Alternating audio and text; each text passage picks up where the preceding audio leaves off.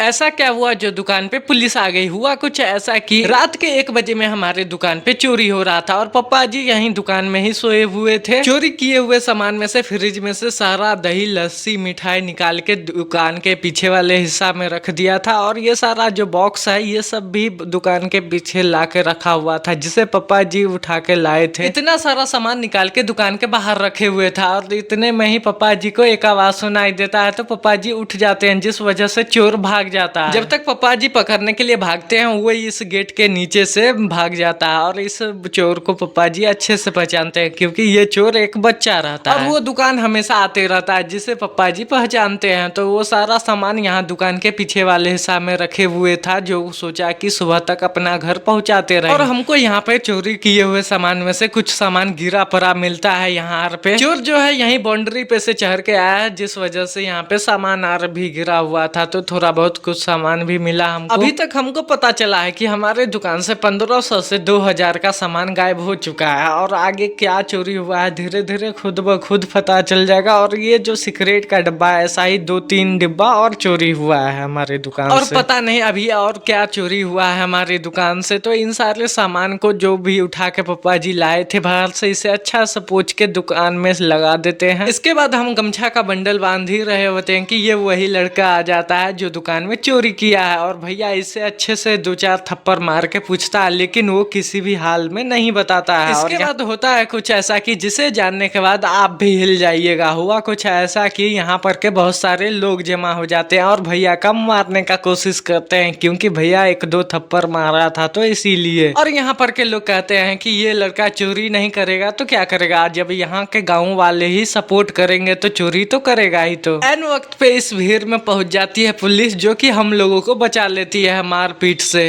इसके बाद पुलिस भैया और उस बच्चे दोनों से ही पूछताछ करती है बैठा के। तुमको मारा है? कौन मारा है? और कौन?